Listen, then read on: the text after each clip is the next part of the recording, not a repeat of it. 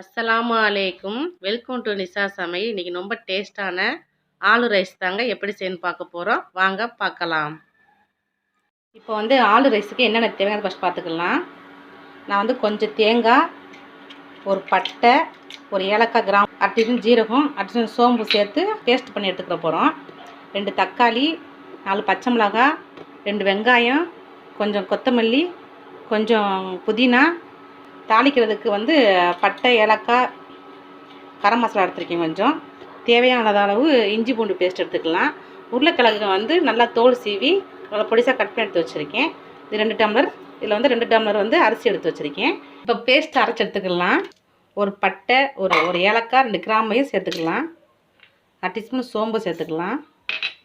1 teaspoon ஜீரகத்தை சேர்த்துக்கலாம். தேங்காய் cut பண்ணி போட்டுடலாம்.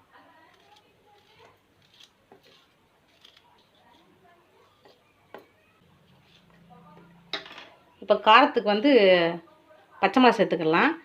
அரைச்சி எடுத்துட்டு பார்க்கலாம். அவ்வளோதான், ஸ்மூத் பேஸ்ட் அரைச்சி எடுத்துட்டோம். இப்போ ஆல் ரைஸு எப்படி செய்யுறதா பார்க்க போகிறோம். ஸ்டவ்வில் பார்த்துட்டு வச்சு நான் கொஞ்சமாக ஆயில் விட்டுருக்கேன். இது கூட 1 டீஸ்பூன் நெய் விட்டுடலாம். ஆயில் நல்லா காஞ்சிக்கிட்டு இருக்கு. இப்போ கரம் மசாலா சேர்த்துடலாம். கரம் மசாலா நல்லா பொரிஞ்சிக்கிட்டு இருக்குது. இப்போ வெங்காயத்தை சேர்த்துடலாம். கட் பண்ணி வெங்காயத்தை சேர்த்துடலாம்.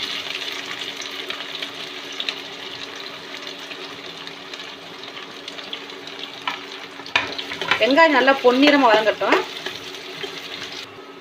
நல்லா பொன்னிறம் வதங்கிடுச்சு. இப்போ இஞ்சி பூண்டு பேஸ்ட் சேர்த்துடலாம். தேவையான அளவு இஞ்சி பூண்டு பேஸ்ட் சேர்த்துடலாம். நான் 2 டீஸ்பூன் இஞ்சி பூண்டு பேஸ்ட் சேர்க்குறேன்.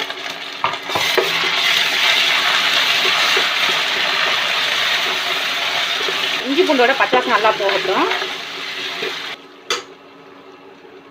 இப்போ கொத்தமல்லி சேர்த்துடலாம். புதினாவை சேர்த்துடலாம்.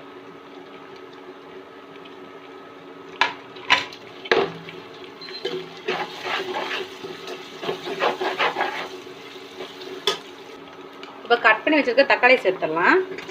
நான் தக்காளி கொஞ்சம் அதிகமாக சேர்க்குறேன். தயிர் வேணால் தயிர் சேர்த்துக்கலாம். தக்காளி மட்டும் தான் சேர்க்குறேன்.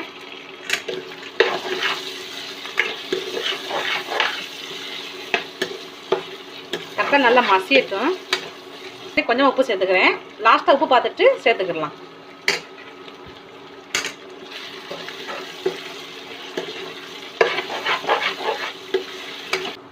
தக்காளி நல்லா மசிஞ்சிருச்சு. இப்போ கட் பண்ணி வச்சுருக்கிற உருளைக்கிழங்கு சேர்த்துடலாம்.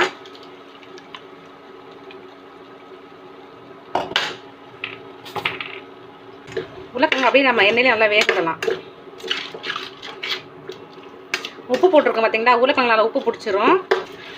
இல்லை ஒரு 5 நிமிஷம் நல்லா எண்ணெயில் வேக விட்டுட்டு நம்ம தண்ணி ஊற்றி அரிசி போட்டோமாக்கும் நம்ம கரெக்டாக நம்ம சாப்பாடு வெந்துடும். நம்ம உருளைக்கிழங்கு நல்லா வெந்துடும்.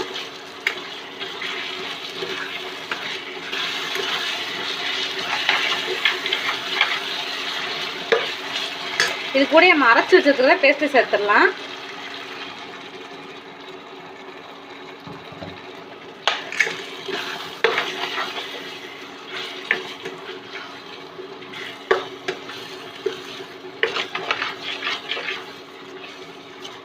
லைட்டாக தண்ணி ஊற்றிக்கலாம்.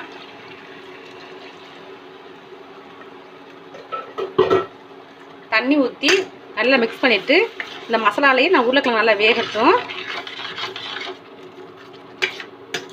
அப்படியே சிம்மில் வச்சு நல்லா வேகட்டும். வெந்த பொரி எப்படி இருக்குன்னு பார்க்கலாம். ஓப்பன் பண்ணி பார்க்கலாம். நல்லா எண்ணெயில் பிரிஞ்சு வந்துக்கிட்டு இருக்கு. மிக்ஸ் பண்ணிவிட்டு நம்ம தண்ணி சேர்த்துடலாம்.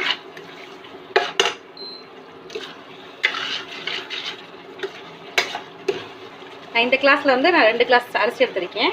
அளவு தண்ணி ஊற்றிடுறேன். 1க்கு 2 மணிக்கு ஊற்றிடுறேன்.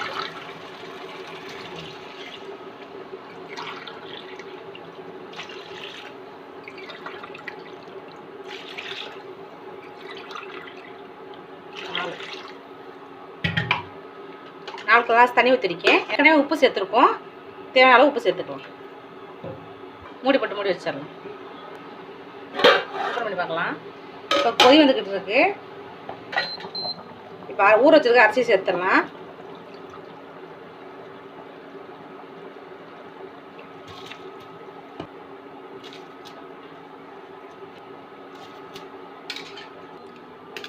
அரிசியை சேர்த்து நல்லா மிக்ஸ் பண்ணி விட்டுறலாம். நல்லா கொதி வந்தோடனே நம்ம தம் போட்டுருவோம். மூடி போட்டு மூடி வச்சிடலாம். ஓப்பன் பண்ணி லைட்டாக மிக்ஸ் பண்ணி விட்டுறலாம். சாப்பாடு ரெடி ஆகிட்டு இருக்கு பாருங்க. தம் போட்டுடலாம். தோசை வச்சு மேலே வச்சிடலாம். மூடி வச்சு வெயிட் வச்சிடலாம். 10 நிமிஷம் சிம்மில் வச்சு இருக்கட்டும். இப்போ ஓப்பன் பண்ணி பார்க்கலாம் எப்படி இருக்குன்னு. தண்ணி நல்லா வத்திருச்சு பாருங்கள். நல்லா வத்திருச்சு. கிழங்கு நல்லா வெந்துருச்சு பாருங்கள். கிழங்கு நல்லா வந்துருச்சு.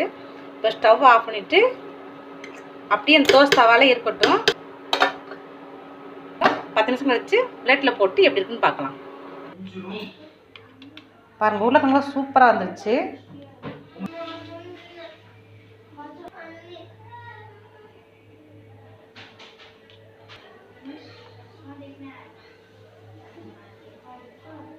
எம்மியான ஆலு ரைஸ் ரெடி ஆயிடுச்சு. இதே மாதிரி நீங்கள் ட்ரை பண்ணி பாருங்கள்.